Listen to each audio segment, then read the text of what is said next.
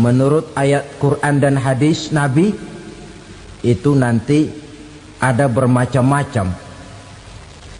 Ada orang beriman itu yang dimasukkan surga.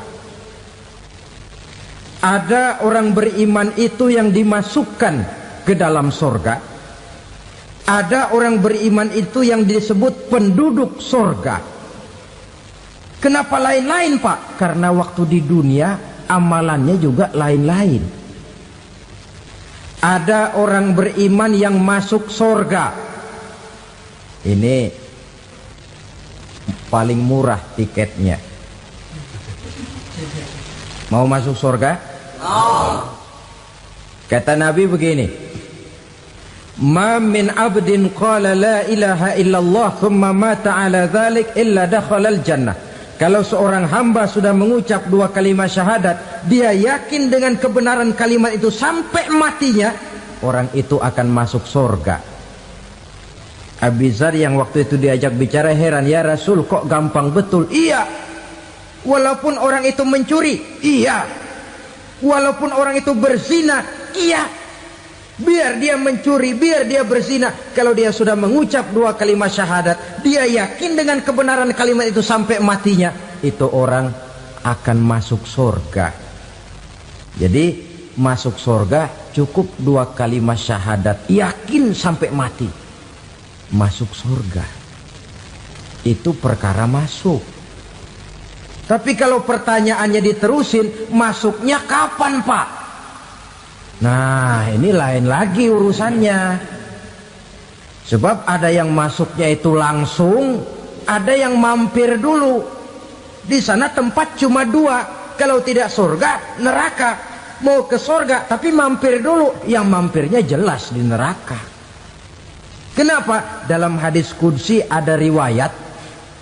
Nanti itu di akhirat, setelah Allah selesai mengatur penduduk surga masuk surga, yang neraka masuk neraka, Allah berkata kepada malaikat Malik, malaikat Malik, labaik ya Allah.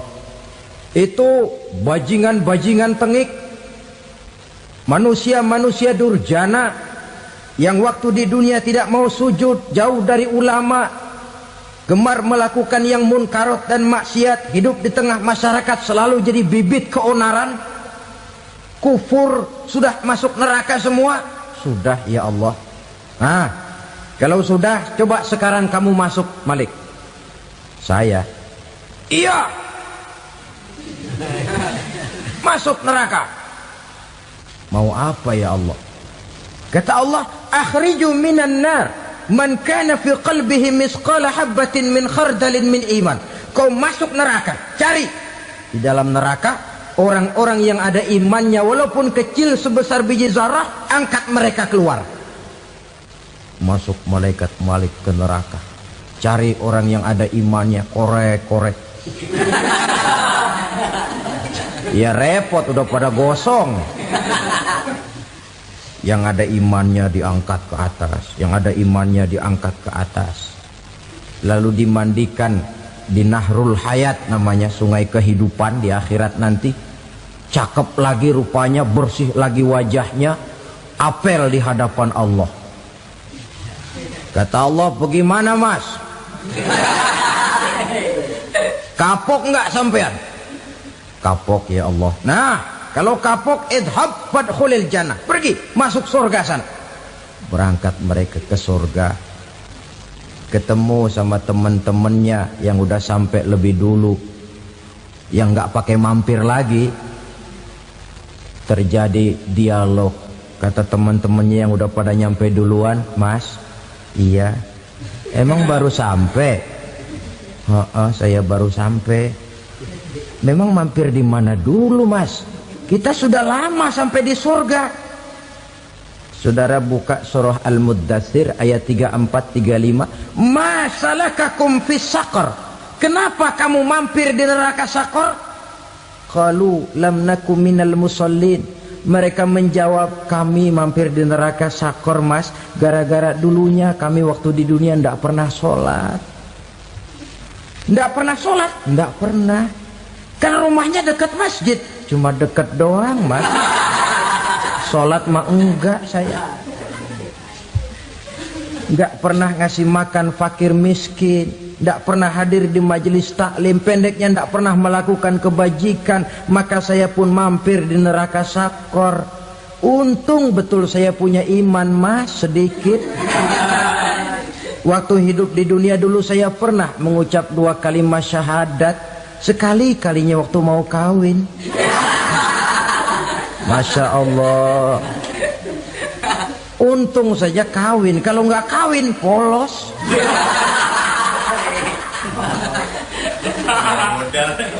Itu juga pengulu sudah setengah mati ngajarin. Asyhadu alla, asyaduaan, asyaduaan.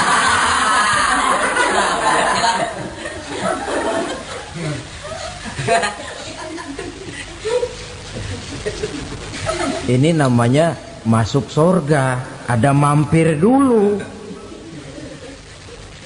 Ada pula orang mukmin itu yang dimasukkan surga. Namanya dimasukkan kan terima beres. Saya masuk ke rumah, jalan sendiri, cari tempat sendiri. Saya dimasukkan ke dalam rumah, terima beres. Pokok ada di dalam, itu dimasukkan namanya. Nggak pakai mampir. Tapi tentu tiketnya lebih mahal ketimbang yang pertama tadi. Apa kata Allah? Innal ladzina amanu wa amilus salihat la ukaffiranna anhum sayyi'atihim wa la udkhilannahum jannah. Sesungguhnya orang-orang yang beriman kemudian beramal soleh, kami hapuskan segala dosa dan kesalahannya, kami masukkan mereka ke dalam surga. Lihat ayatnya, Allah yang memasukkan, kita yang dimasukkan. Tidak pakai transit, tidak usah mampir. Cuma tidak cukup syahadat, tidak cukup amanu, tapi diiringi dengan wa'amilus salih. Iman, amal. Tidak cukup syahadat, lalu dibuktikan dia sholat, dia zakat, puasa, lalu dia melakukan berbagai macam kebajikan. Ini yang menyebabkan dia tidak pakai mampir di tempat yang bernama sakor. Lalu ada pula orang mukmin itu yang disebut penduduk sorga. Wah, ini sudah VIP ini. Ashabul jannah, penduduk sorga. Siapa mereka? Kata Allah, innal ladzina amanu summa istaqamu fala khaufun alaihim wala hum yahzanun ulaika ashabul jannah hum fiha khalidun. Sesungguhnya orang-orang yang beriman lalu istiqamah, tetap dalam melaksanakan perintah Allah, tidak goyang, tidak labil tapi stabil, istiqamah, mereka tidak takut dan tidak bersedih hati. Merekalah penduduk surga. Iman, istiqamah. Tidak punya duit, sembahyang. Banyak duit, sembahyang. Miskin, sembahyang. Kaya, tetap sembahyang. Istiqamah. Kadang orang kalau susah rajin ke masjid, banyak duitnya ngelihat masjid melengos. Waktu miskin hamba Allah, setelah kaya jadi hamba harta. Bergeser, tidak ada nilai istiqomahnya. Saudara-saudara, dengan begitu penduduk neraka itu dua. Ada penduduk permanen, ada penduduk yang semi permanen. Yang semi permanen orang-orang beriman yang mempunyai dosa besar. Mereka masuk ke neraka untuk menerima azab sesuai dengan dosanya. Bila selesai masa azab itu, mereka akan diangkat untuk ditempatkan kembali ke dalam surganya Allah Subhanahu wa ta'ala. Nah, dikala itulah saudara-saudara, ada yang disebut syafaat dari Rasulullah Sallallahu Alaihi Wasallam. Tapi tentu jangan lupa, syafaat ini ibarat kain menambal dia. Kita punya kain bolong-bolong sedikit, syafaat yang menambal. Solat kita ada kurang dikit, sedekah kita ada campur riak dikit, amalan kita ada tidak karena Allah dikit, kita berharap syafaat. Jadi biarlah kain masih bolong-bolong, yang penting punya kain. Tapi kalau kainnya tidak ada, yang ditambal apanya? sholat tidak, puasa tidak, zakat tidak, berharap syafaat saja. Ya, terlalu berlebihan itu. Saudara hadirin yang saya hormati, apabila selesai proses penghisaban, proses penghitungan, maka dikala itulah manusia terbagi dalam dua kelompok besar. Fariqun fil jannah wa fariqun fis sa'ir. Sekelompok orang-orang beruntung yang masuk ke dalam surga, dan sekelompok lagi masuk ke dalam neraka. Ibu-ibu, saudara-saudara kaum muslimin rahimakumullah, pada pertemuan yang lalu sudah saya jelaskan bahwa hidup selalu berakhir dengan kematian. Apabila datang kematian menimpa seseorang, datanglah kiamat baginya. Itu yang disebut dengan kiamat kecil. Hakikatnya mati adalah perpindahan dari kehidupan di dunia ini menuju kehidupan di alam barzakh. Menunggu kita di alam barzakh sampai datangnya saat kiamat. Entah 10 tahun, entah 100 tahun, entah 1000 tahun, hanya Allah saja yang maha tahu. Adapun orang-orang beriman yang melakukan amal kebajikan dalam kehidupan di dunia ini, masa penantian yang lama di alam barzakh buat mereka sebentar saja. Tetapi bagi orang-orang kafir yang ingkar, yang tidak beriman kepada Allah, yang hidup di dunia cuma menumpuk-numpuk dosa, tentu penantian di alam barzakh akan merupakan waktu yang sangat lama. Bukankah dalam kehidupan kita waktu itu memang relatif? Contoh misalnya, bagi pemuda-pemudi yang sedang duduk asyik memadu cinta, waktu 4-5 jam saja rasanya cuma 4-5 menit. Tenggelam oleh keasikan. Tapi buat orang yang berbaring di rumah sakit, meratap di balik-balik apa itu tembok derita kata lagu, di balik dinding-dinding penjara, sehari bagai seminggu, seminggu rasa sebulan, sebulan boleh jadi rasa setahun. Penantian yang sangat lama. Kapan kiamat itu akan datang? Ini rahasia Allah. Jangankan kita yang orang awam, baginda Nabi sendiri tidak diberitahu oleh Allah kapan kiamat itu akan terjadi. Tetapi sungguh pun demikian, banyak hadis-hadis yang menjelaskan ciri atau tanda-tanda datangnya kiamat. Nah, kalau sudah bicara soal tanda, tanda kiamat itu ada dua. Pertama yang disebut alamatus sughra, tanda-tanda kecil. Ini waktunya masih ada tenggang. Ada yang dinamakan alamatul kubra, tanda-tanda besar. Artinya kiamat sudah diambang pintu. Apa tanda-tanda kecil dari datangnya hari kiamat itu?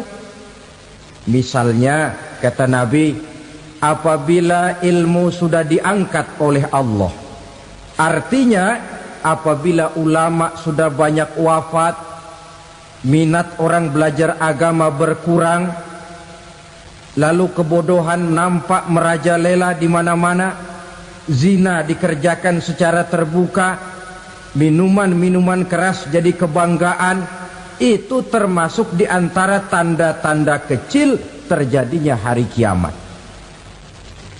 Apalagi misalnya iza waladatil ammatu rabbataha, apabila budak sudah melahirkan tuan.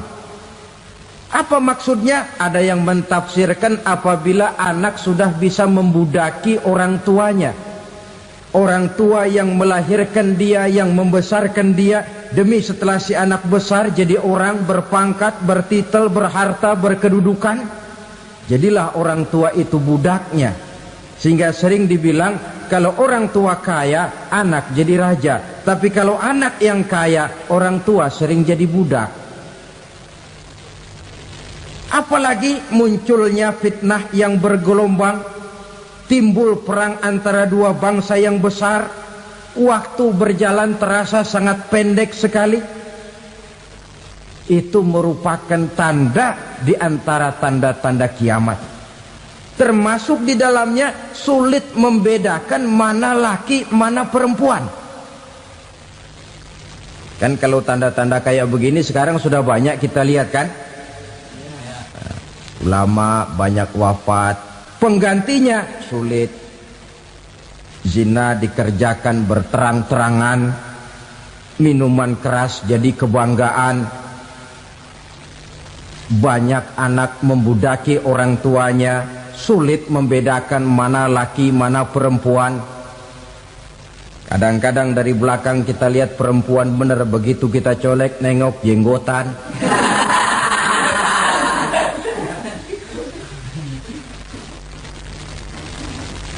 Ini termasuk tanda-tanda kecil, masih ada tenggang sampai akan terjadinya kiamat itu. Nah, yang dimaksud dengan tanda-tanda besar, ini tanda besar artinya kiamat sudah diambang pintu. Pertama, matahari terbit dari sebelah barat. Apabila matahari sudah terbit dari arah sebelah barat, tertutuplah sudah pintu taubat. Bersabda Nabi kita, la taqumus sa'atu hatta tatlu'a syamsu min maghribiha. Tidak akan datang hari kiamat sampai matahari terbit dari arah sebelah barat. Fa iza tala'at, manakala matahari telah terbit dari arah sebelah barat, wara'ahan nasu, manusia banyak menyaksikan itu, amanu ajma'un, mereka pun lalu beriman.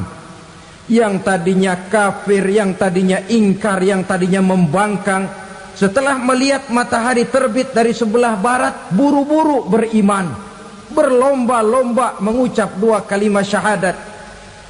Tapi apa yang terjadi? Kata Nabi, wadzalika hina la yanfa'u nafsan imanuha lam takun amanat min qabl. Hari itu adalah hari yang iman sudah tidak berguna lagi bagi seseorang apabila sebelumnya memang dia tidak pernah beriman. Au kasabat fi imaniha khaira, atau beriman tetapi tidak pernah melakukan kebajikan di dalam keimanannya itu. Hari yang sudah kasib, hari yang sudah terlambat, beriman tidak akan ada gunanya lagi. Ini pelajaran buat kita. Sebelum sang surya terbit dari sebelah barat, sebelum nafas sampai di tenggorokan, artinya pintu taubat masih terbuka. Kalau dua hal itu sudah terwujud, nafas sudah sampai di kerongkongan, atau matahari sudah terbit dari arah sebelah barat, tertutuplah sudah pintu taubat. Tak ada lagi gunanya pangkat, jabatan, harta, bahkan beriman pun dalam suasana macam itu. Too late, kata orang Kulon. Sudah terlambat. Matahari terbit dari arah sebelah barat. Itu tanda besar, artinya kiamat sudah diambang pintu. Lalu apalagi tanda besar?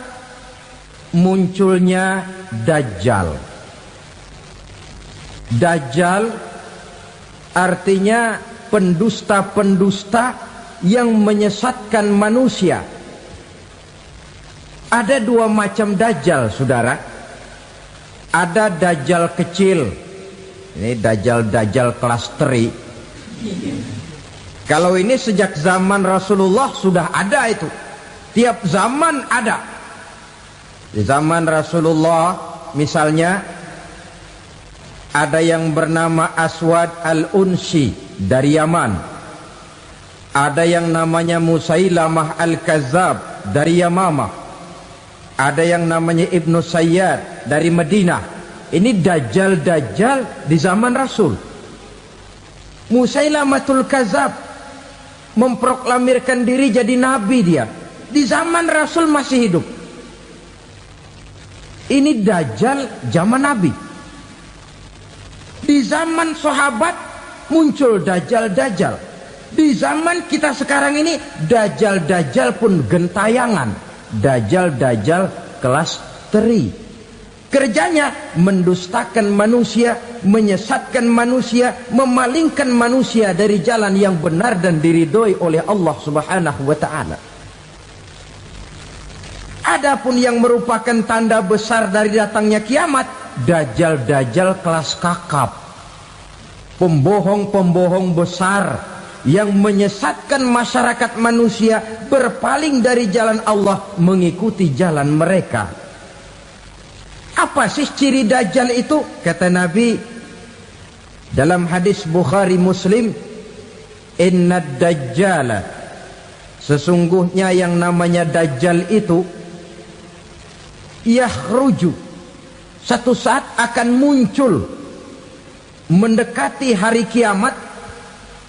Wa inna ma'ahu ma'an, si dajjal ini membawa air. Wa naran, dan juga membawa api. Dua simbol. Di tangan yang satu dia bawa air, di tangan yang satu dia bawa api. Wa ammal ladzi yarahu an-nasu ma'an fanarun, adapun yang orang banyak lihat air, hakikatnya adalah api. Yang dilihat api, hakikatnya adalah air. Oleh sebab itu, kalau api yang ditawarkan, ambillah air. Kalau air yang ditawarkan, pilihlah api. Maksudnya apa ini? Ini bahasa simbol, saudara-saudara. Dajjal bicaranya seolah-olah untuk kepentingan manusia, menawarkan surga. Surga yang dia tawarkan hakikatnya neraka. Hai manusia, kalau kau mau bahagia, jangan dekat-dekat dengan agama. Solat itu tidak efektif dan efisien, tidak produktif dari segi ekonomi itu. Menghadiri majelis taklim cuma buang-buang waktu. Tahajud, tasbih, tahlil, baca Quran, apa itu? Pekerjaan mubazir saja. Hidup ini cuma sekali, masa yang cuma sekali, manfaatkan dengan sebaik-baiknya. Mumpung, dibawanya sifat mumpung, tetapi dalam pengertian yang sangat negatif. Bicaranya seolah-olah untuk kepentingan manusia, tetapi sebenarnya menjerumuskan manusia. Menawarkan air, tapi sebenarnya api. Menawarkan api, tapi hakikatnya air. Buat apa kamu sholat? Buat apa kamu bayar zakat? Buat apa kamu puasa? Surga yang dicanangkan Dajjal, hakikatnya neraka. Neraka yang digambarkan Dajjal, pada dasarnya adalah surga. Jadi memutarbalikkan fakta itu kerjaan Dajjal. Yang hak jadi batil, yang batil dibilang hak, yang benar jadi salah, yang salah malah jadi benar. Tuntunan disuruh jadi tontonan, tontonan malah menjadi tuntunan. Itu pekerjaan Dajjal profesinya. Zamannya Nabi Adam, Dajjalnya kan iblis. Betul? Betul. Apa sih gang kerayuan iblis itu? Allah setelah menciptakan Nabi Adam kan bilang, Adam, kau dan istrimu Hawa tinggal di surga ini. Seluruh fasilitas yang ada di surga persilahkan kau nikmati. Satu yang tidak boleh, jangan coba-coba dekati pohon khuldi. Dekat saja jangan, apalagi sampai memetiknya. Datang Dajjal yang namanya iblis ini. Adam, kamu tahu nggak kenapa tidak boleh makan buah khuldi? Ya nggak tahu, pokoknya saya dilarang. Bodoh kamu Dam. Khuldun artinya kekal. Kalau kamu makan itu buah, kau akan kekal di surga buat selamanya. Allah tidak kepengen, maka dilarang kamu makan buah khuldi. Kalau kau ingin kekal di surga Adam, makan saja. Saya bicara begini ini untuk kepentingan kamu Adam. Ini kan ciri-ciri Dajjal. Bicaranya sih seolah-olah untuk kepentingan Nabi Adam, hakikat sebenarnya menjerumuskan Nabi Adam supaya ingkar dan melanggar larangan dari Allah Subhanahu wa ta'ala. Jadi setelah muncul Dajjal, timbul kekacauan-kekacauan di masyarakat. Banyak yang terpengaruh, terpedaya dan terpesona. Termasuk mereka yang memproklamirkan diri jadi nabi, mereka yang memproklamirkan diri jadi rasul di zaman sesudah Rasulullah wafat. Itu adalah Dajjal.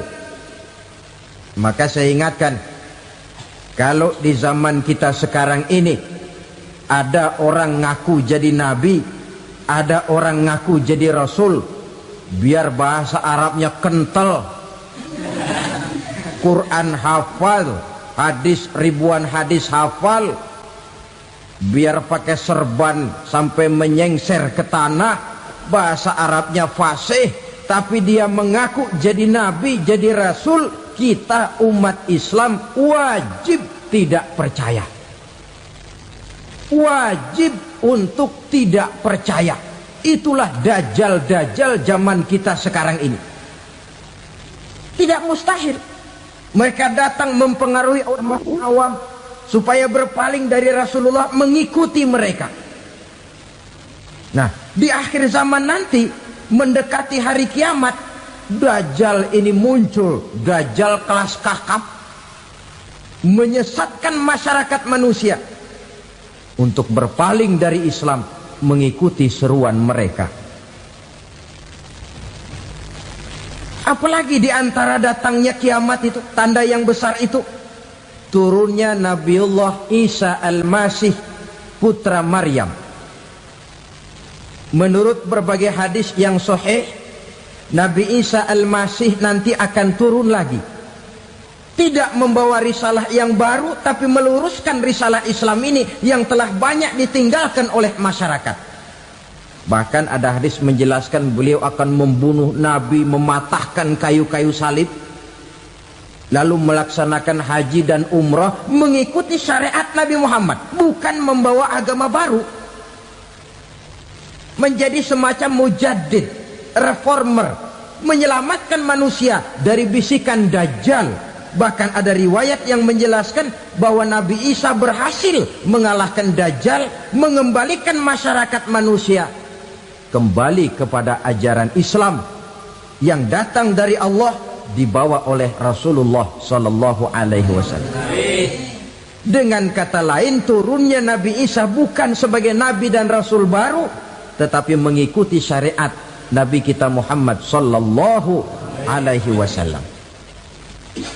Saudara hadirin, ibu-ibu hadirat yang saya hormati, kemudian apalagi di antara tanda-tanda besar akan datangnya kiamat itu?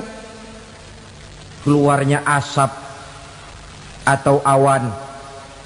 Kata Nabi, inna min asratis sa'ah dukhanan yamla'u ma bainal masyriqi wal maghrib. Di antara tanda-tanda kiamat, munculnya awan antara langit dan bumi. Ini pun diperkuat dalam surah Ad-Dukhan ayat 10.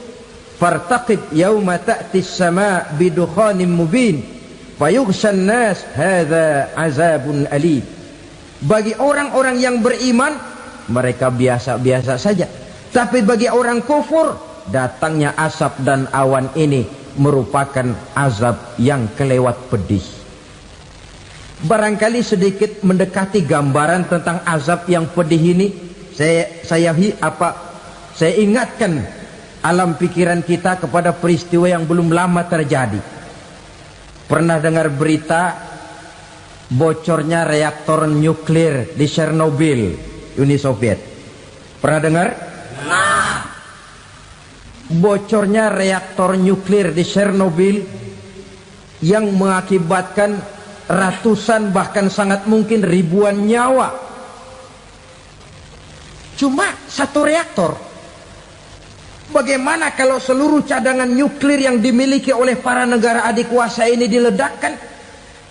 Bahkan yang konon menurut catatan cadangan nuklir yang dimiliki bersama oleh Amerika dan Rusia sekarang ini sudah sanggup memusnahkan 6 miliar manusia, 1,5 kali lebih banyak dari jumlah manusia yang nongkrong di permukaan bumi ini. Saudara-saudara hadirin yang saya hormati, lalu saat mendekati hari kiamat, apalagi tandanya? Setelah Nabi Isa wafat, pada saat turunnya yang kedua kali, lalu Allah meniupkan angin sejuk. Semua orang-orang beriman, orang-orang baik wafat, sehingga penghuni bumi ini cuma tinggal lagi terdiri dari orang-orang kafir. Tidak ada lagi di bumi ini yang bisa mengucapkan Allah. Sehingga dalam hadis qudsi itu ada keterangan, innallaha azza wa jalla yaqulu li Israfil. Allah pernah pesan kepada malaikat Israfil, kata Allah, Israfil, idza sami'ta qailan yaqul Allah Allah fa akhirin nafakh 40 sanatan ikraman liqailiha. Hai Israfil, apabila kau dengar di permukaan bumi masih banyak orang yang mengucapkan Allah Allah, maka tunda sangkakala kiamat itu 40 tahun. Untuk apa? Ikraman liqailiha, menghormati orang yang mengucapkan Allah Allah itu. Wah, jadi karena sekarang masih banyak yang mengucapkan Allah, besar hatilah kita, masih jauh kiamat itu. Tapi jangan lupa, kiamat pribadi, kiamat kecil itu yang gak kita sangka-sangka. Ajal datang mencabut nyawa, itu kiamat pribadi, dan itu yang pasti kita hadapi, dan itu yang membuat kita tidak boleh bersikap main-main di dalam kehidupan sekarang ini. Saudara hadirin yang saya hormati, tidak ada lagi orang-orang muslim. Seluruh penduduk dunia ini kafir. Lalu terciptalah struktur sosial yang berlandaskan prinsip hidup semau gue. Bakal terjadilah prinsip di mana yang kaya menyantap yang miskin, yang kuat menindas yang lemah. Hidup sudah bagaikan di rimba belantara, berlaku hukum rimba, siapa yang kuat dia yang menang, siapa yang lemah menjadi mangsa. Alhamdulillah, demikian ceramah untuk hari ini. Semoga ilmu yang disampaikan menjadi manfaat dan keberkahan untuk kita semua. Mohon maaf bila ada kekurangan. Wassalamualaikum warahmatullahi wabarakatuh.